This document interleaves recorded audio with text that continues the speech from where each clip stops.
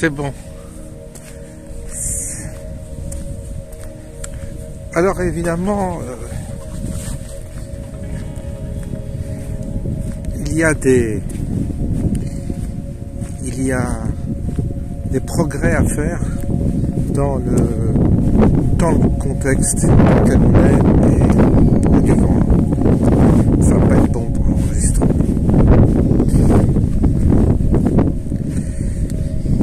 Oui, il y a des progrès à faire par rapport à notre perception des choses. Parce que le progrès, il est sous la contrainte. Et la contrainte, elle est de plus en plus, vous voyez, comme une mâchoire qui est en train de nous serrer à la gorge. C'est quoi? C'est un contexte qui est en train de nous étouffer à petit feu. Et dans un contexte d'hostilité comme celui dans lequel on est, il n'y a pas 36 solutions. Soit on capitule,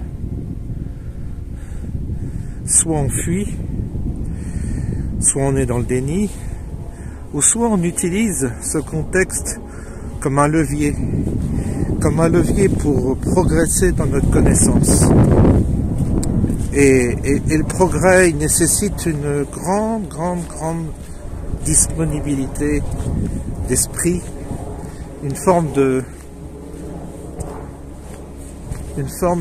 dépouillement aussi par rapport à nos préjugés, par rapport à nos lectures, par rapport bien entendu à tous les éléments qui ont constitué notre structure mentale. Et c'est une forme de décapage, je peux dire décapage, oui, de tous nos repères, de toutes nos valeurs, de tous nos jugements. C'est une déconstruction qui est en train de se faire, mais sous la pression. Alors il y a eu des déconstructions qui ont été initiées par des gourous, des gens sont entrés dans des groupes ou des sectes où l'objectif était de déconstruire. Mais ça marche pas, on voit bien le résultat. Donc là, je dirais qu'on n'a pas le choix, parce que tout l'ancien monde, ce qu'on appelle l'ancien monde, avec ses traditions, ses valeurs, tout cela est en train d'être déconstruit, qu'on le veuille ou pas. Il y a du vent. Ça souffle.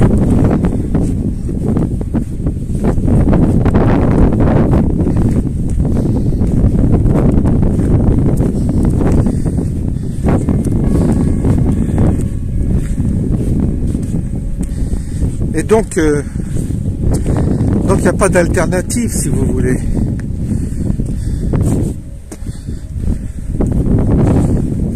Il faut bien prendre acte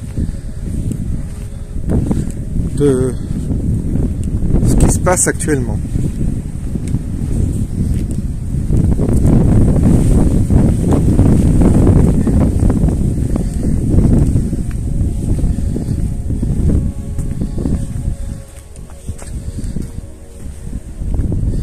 Évidemment,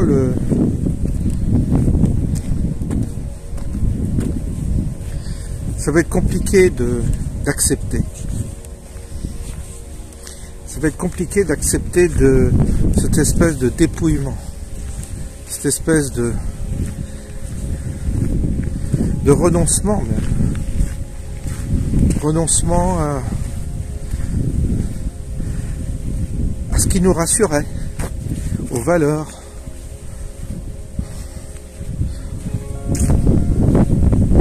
aux anciennes valeurs.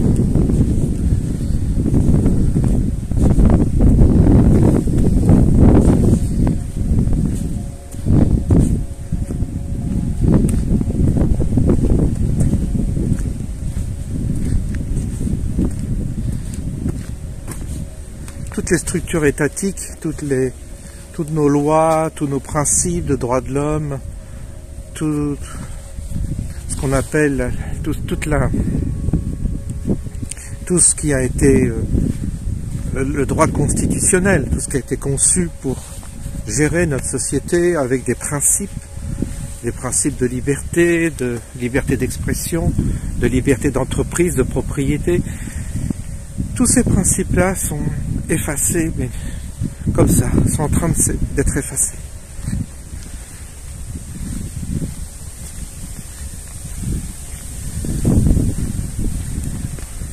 Et ça trouble énormément de personnes qui étaient attachées à ce droit. Ils pensaient que le droit était intangible. Ils pensaient qu'une constitution c'est intangible. Il y a des lois comme ça. Jamais on va les outrepasser. Pareil dans le monde médical.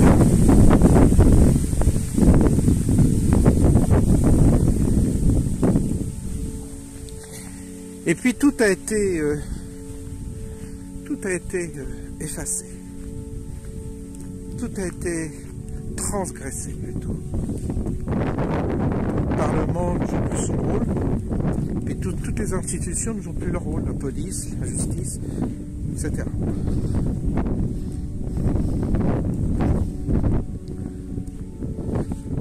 Alors les gens sont perdus.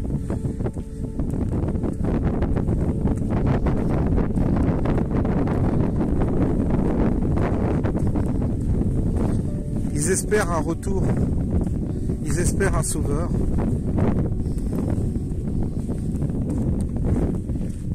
Ils pensent qu'il va y avoir un sauveur qui va restituer, qui va rétablir l'ordre ancien.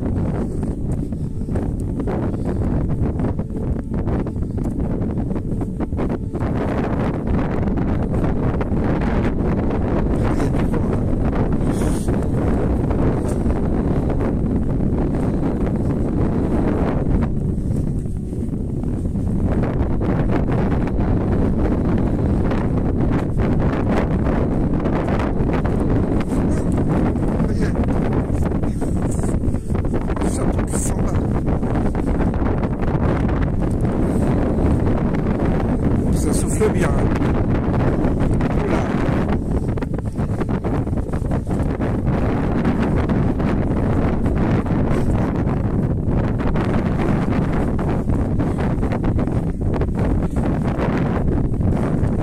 Et donc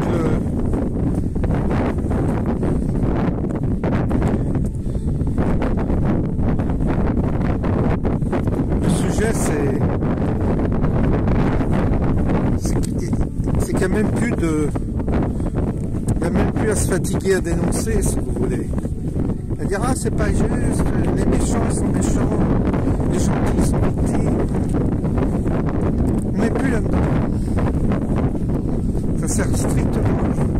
On perd son temps, on perd beaucoup d'énergie, on s'épuise inutilement à condamner, à vouloir rectifier, à vouloir pointer du doigt. Tout parle de soi aujourd'hui. Nous sommes dans un monde de cocus, c'est-à-dire tout le monde a été trompé. Les derniers en date, c'est les artisans, les commerçants, qui après avoir tapiné auprès du gouvernement pour obtenir des aides, qui ont bien tapiné, qui ont bien collaboré pour le pass sanitaire, on l'a déjà dit, aujourd'hui ils sont tous dans la merde, ils vont crever tous. Bien sûr qu'ils vont crever. Ils n'ont pas compris qu'ils étaient sur l'autel du sacrifice, toutes ces petites entreprises, tout ça. Ils n'ont pas compris. Ils n'ont pas compris que leur vie, que c'était les premiers à être visés par le gouvernement mondial, par les multinationales qui vont tous les racheter pour une bouchée de pain, qui vont tous les suppléer, les remplacer. Après, ça sera Amazon qui viendra livrer votre pain. Voilà, c'est tout. Tout ça est déjà dans les circuits, dans les plans. Ils savent que vous allez crever, les artisans, les boulangers, les petits indépendants. C'est dans leur plan de vous écraser depuis bien longtemps. Mais ils comprennent pas. Ils pensent que c'est toujours le commerçant à côté qui va crever, qu'eux, ils vont y échapper. C'est le côté corporatiste. Pareil pour les médecins, pareil. Les médecins, ils vont pas être remplacés. Ce seront des machines qui remplaceront les médecins. Ce seront des robots, ce seront des distributeurs de médicaments, en fonction d'un appareil qui sera peut-être plus apte à vous diagnostiquer qu'un médecin. Fera moins d'erreurs. Tout ça est dans les tuyaux, tout ça est prévu, tout ça est orchestré. Mais on consomme beaucoup sur Terre. Tout le monde veut le mode de vie à l'occidental. Écoutez, on va créer une pandémie, puis on va créer un vaccin, et puis ensuite on résoudra comme ça le problème de surpopulation. Tout est bien pensé, tout est bien planifié, tout est absolument bien orchestré. Simplement, il faut que chaque étape se fasse dans le désordre, dans un désordre apparent, et puis doucement. Bon, là, il y a des commerçants qui sont en train de crever, mais vous voyez, ça passe inaperçu. Bon, ton boulanger, il va fermer sa boutique. Oh, tu vas dire, bon, oh, c'est dommage, j'avais l'habitude de prendre mon pain. Mais tu vas vite trouver une autre habitude, tu vas vite comprendre qu'il y a Amazon qui va te livrer ton pain, puis tu vas dire finalement, mon pain, il est livré chez moi, c'est encore mieux qu'avant, j'ai même pas besoin de me déplacer. Ou tu iras au Carrefour Market du coin, et puis l'affaire sera, et puis tu verras que ton commerce, il n'existera plus, tu y penseras même plus. 6 mois après qu'il aura fermé boutique, il aura baissé son rideau, tu y penseras même plus.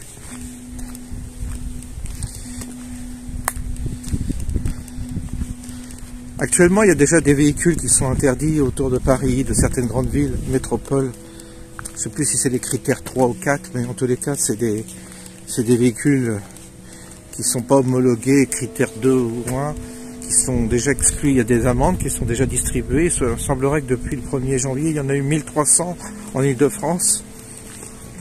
Ça concerne des gens qui n'ont pas voulu, certainement, se mouiller et aller se déplacer le samedi avec les gilets jaunes. Aujourd'hui, ils ne peuvent plus se déplacer pour aller bosser parce qu'ils n'ont pas la bagnole qui est autorisée. Alors voilà, ils font 3 heures de transport dans des transports en commun qui fonctionnent mal. Ils sont cocus aussi.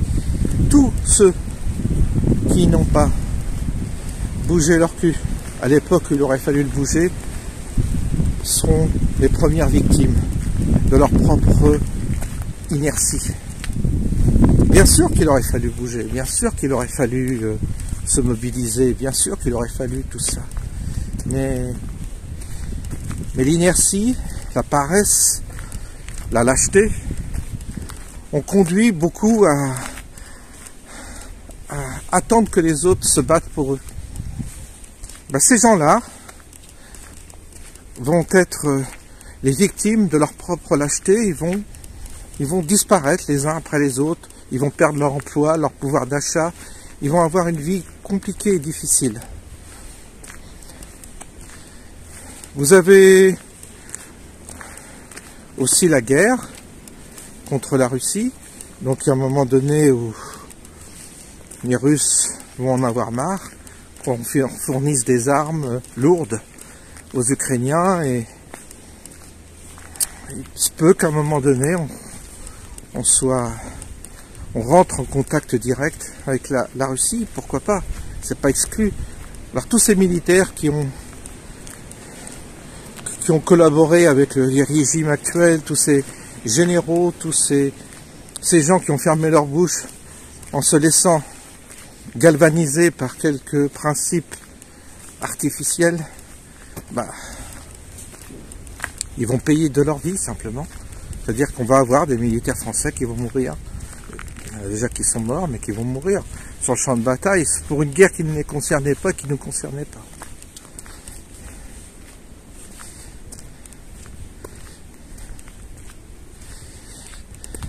Donc, la médecine, pareil.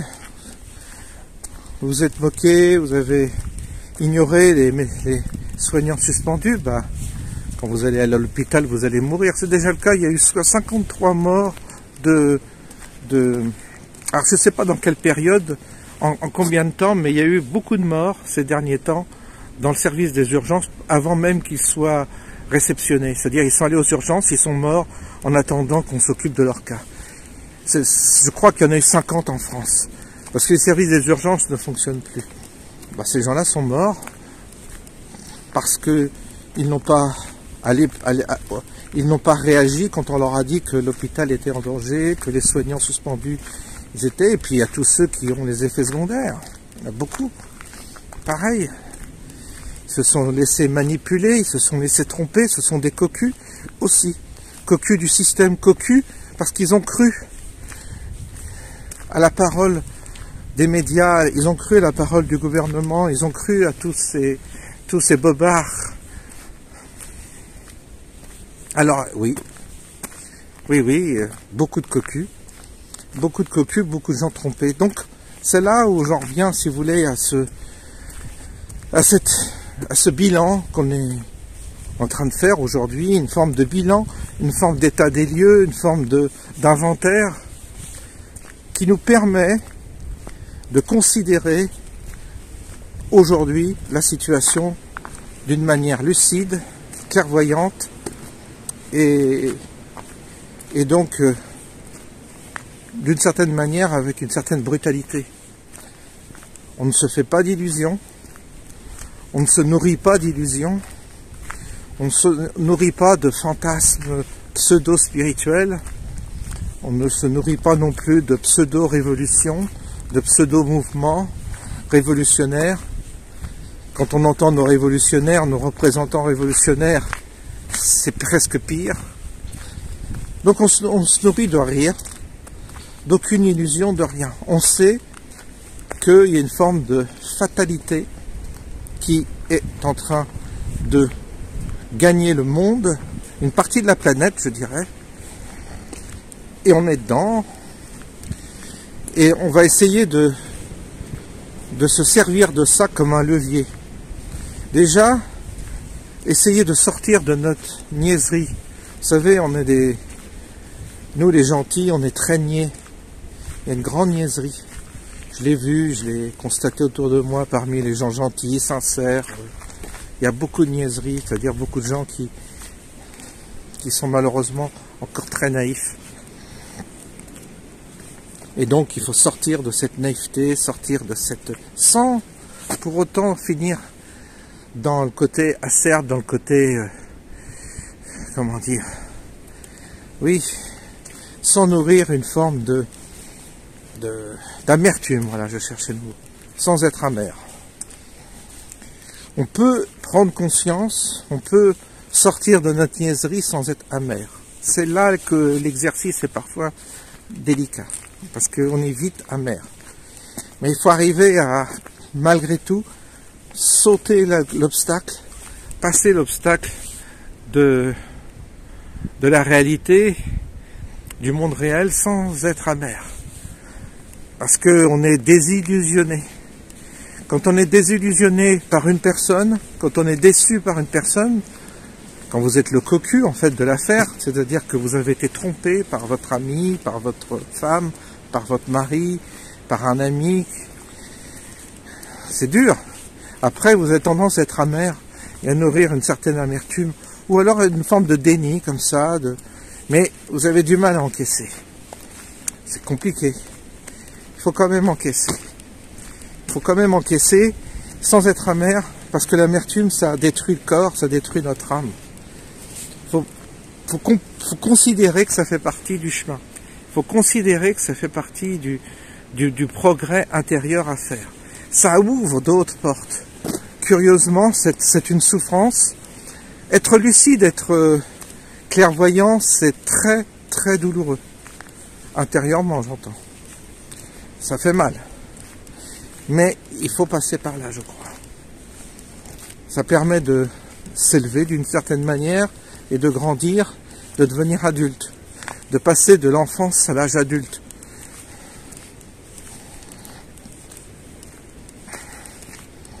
Et puis, quand on aura atteint une forme de sagesse, une forme de clairvoyance, on sera plus apte à prendre les bonnes décisions dans le contexte dans lequel on est. Parce que ne nous y trompons pas, leur monde actuel va s'effondrer. Oui.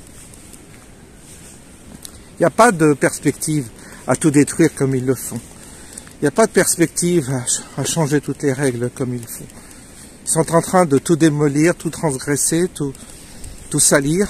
Mais nous, il faut qu'on soit presque conscient tout en étant apte le jour où ça arrivera à devenir des éléments de sagesse dans un monde totalement détruit, totalement bouleversé, totalement déconstruit. Il n'est pas dit qu'on soit là pour restaurer l'ancien système. On le voit avec l'Église, on le voit avec les religions.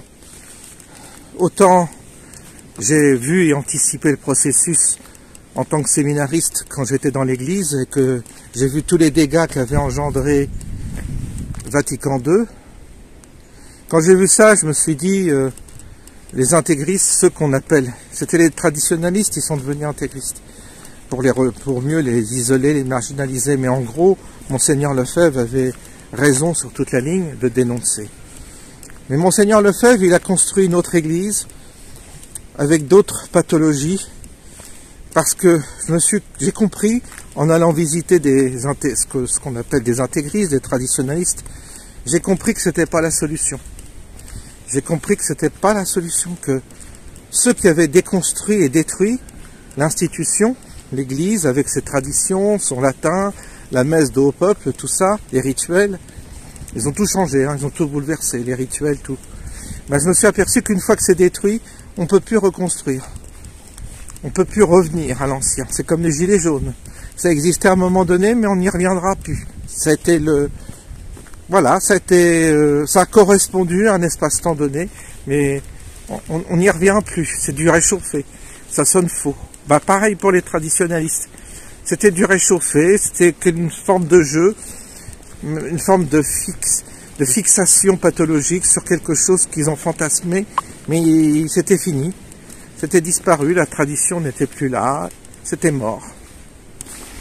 Je pense que les autres religions connaîtront le même sort que l'Église, c'est obligé. Ça veut dire que là aussi, on est obligé de basculer dans quelque chose qu'on ignore encore. On ne sait pas quelle forme, on ne sait pas de quelle manière on peut, si vous voulez, retrouver le sacré, retrouver le lien avec le sacré, le divin. C'est pas évident. C'est pas évident. Tout ça n'est pas évident, mais c'est là-dessus qu'il faut, à mon avis, réfléchir, avancer, penser, méditer. C'est à propos de toutes ces questions qui feront on restera plus ou moins équilibré, qu'on ne perdra pas pied, parce que le grand risque, comme je dis toujours, c'est de perdre pied. Quant à bouger, s'expatrier, changer de pays, c'est pas la bonne solution non plus. Surtout pas en ce moment. Il faut presque rester très très calme, très assis dans notre contexte, de façon justement à ne pas être rattrapé par une forme d'instabilité qu'on ne pourra plus maîtriser. C'est très dangereux de voyager, de s'expatrier en ce moment. On peut le faire quand, je dirais, à la rigueur, quand tout va bien, quand le monde est calme, qu'il n'y a pas toutes ces turpitudes. Mais aujourd'hui, il y a un tel bouleversement que être expatrié dans un monde secoué comme il est actuellement, c'est se mettre en danger. Et c'est réactiver en nous des ressorts dont on n'a pas, qui seront presque un obstacle à notre propre évolution intérieure. Donc paradoxalement, c'est fini ce temps d'expatrier, de rêver à une autre contrée merveilleuse. Il n'y a pas sur Terre une contrée merveilleuse. Il n'y a pas, ça n'existe pas. Tous ceux qui prétendent ça, vous les voyez, ils ont tous échoué. Ils sont tous, certains sont passés de l'Ukraine à la Russie, ils sont repartis à Dubaï pour d'autres. Il y en a d'autres qui sont en Asie, on sait où. Ils sont tous dans des hôtels, dans des Airbnb, dans des motels, enfin. Ils se baladent comme ça parce que ils ont pensé que la solution c'était l'expatriation. Quitter le système français. Mais quitter le système français pour trouver un système encore pire, encore plus dur, un système encore plus corrompu au niveau des fonctionnaires et tout ça, parce que vous avez des systèmes archi corrompus, archi liberticides, archi arbitraires, avec une violence bien plus importante que dans notre société. Parce que c'est le monde, c'est la planète qui bouge. C'est pas la France. Les gens qui font une fixation sur la France se trompent. C'est notre planète. C'est les États-Unis, c'est l'Amérique du Sud, c'est l'Asie. C'est tout. Vous avez vu en Chine? Je voyais des youtubeurs, ils étaient en Chine, ah oui, tout va bien, tout est formidable, faut pas croire. Et puis, il y a eu une répression terrible avec le Covid, la politique du zéro Covid. Ils ont été obligés de lâcher du lest, mais à quel prix? Au prix de des centaines d'arrestations, de gens qui sont aujourd'hui en prison et tout ça. Donc il n'y a pas d'idéalisation. La Russie, qu'est-ce qu'elle va devenir, la Russie? Aller vivre en Russie, c'est devenu impossible. On voit bien que tous ceux qui ont tenté l'aventure sont repartis ailleurs parce que vous êtes dans un climat d'hostilité terrible. Vous êtes occidental, vous êtes français. Allez voir si vous allez être accepté en Russie aujourd'hui. Non, vous serez rejeté. Et en même temps, les Russes traverseront aussi une crise à leur manière. Toutes les sociétés sont en train de basculer dans une crise. Donc c'est pas le moment de fuir, de s'échapper de je ne sais où. C'est qu'il faut faire face. Il faut affronter le mal. Il faut affronter l'adversaire. Là où on est. Tranquillement. Avec les outils dont on dispose.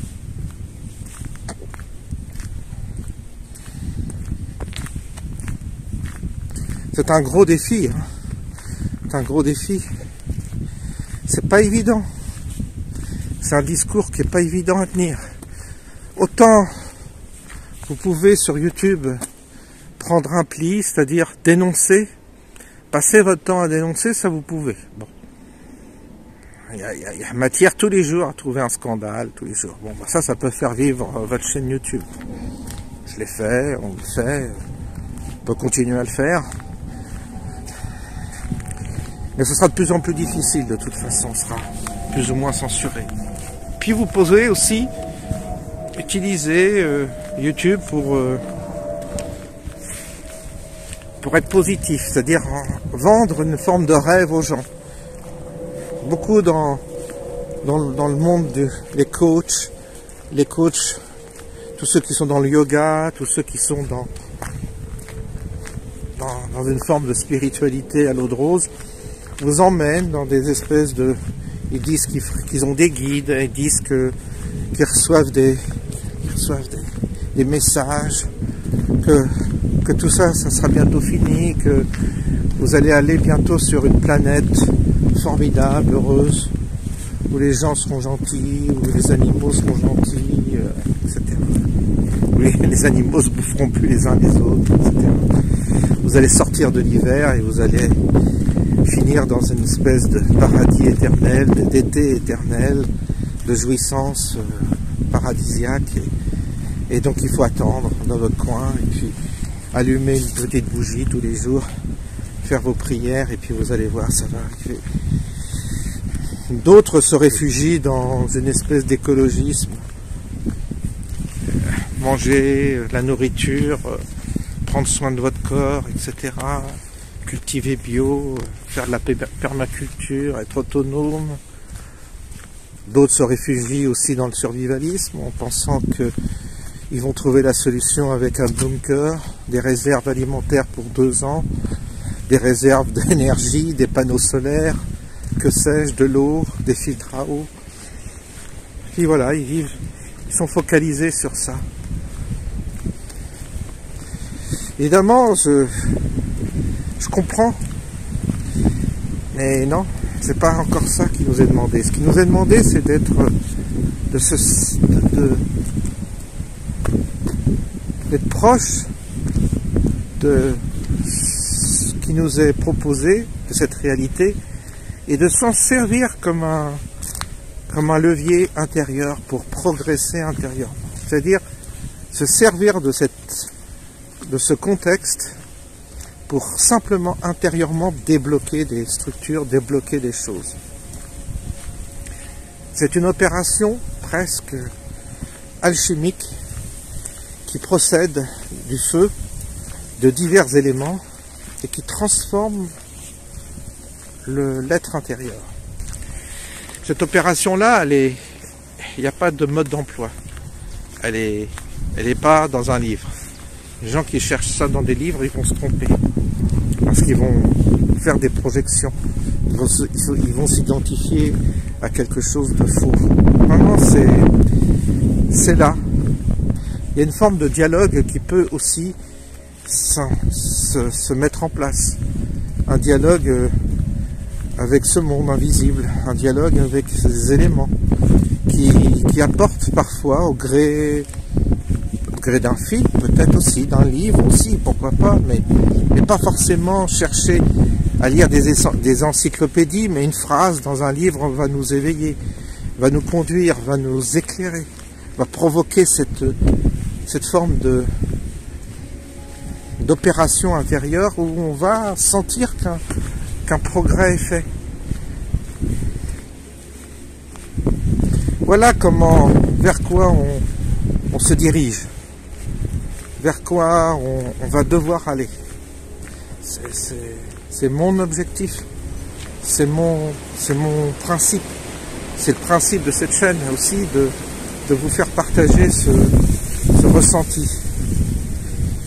Jamais je donnerai de méthode, je donnerai de discours, et Dieu sait si j'ai lu des méthodes et tout ça, et Dieu sait si j'ai entendu des coachs et des machins concernant la vie professionnelle, concernant la réalisation de soi, concernant trouver sa voie dans ce monde, etc. Oui, tout ça c'est dépassé aujourd'hui, ça n'a plus de sens. Il s'agit bien de se confronter du coup à quelque chose de bien réel, de se confronter à une véritable adversité. C'est une adversité qui vient de partout.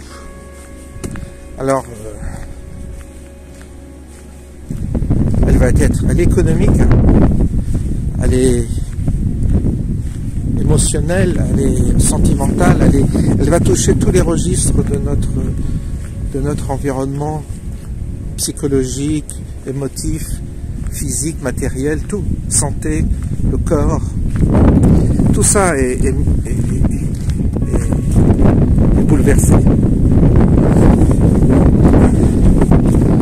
Bien, il y a beaucoup de vent, hein, donc je vais m'arrêter là parce que c'est inaudible. Quand je suis sur cette parcelle-là, c'est inaudible. Je vous laisse, je vous dis à bientôt et je vous souhaite une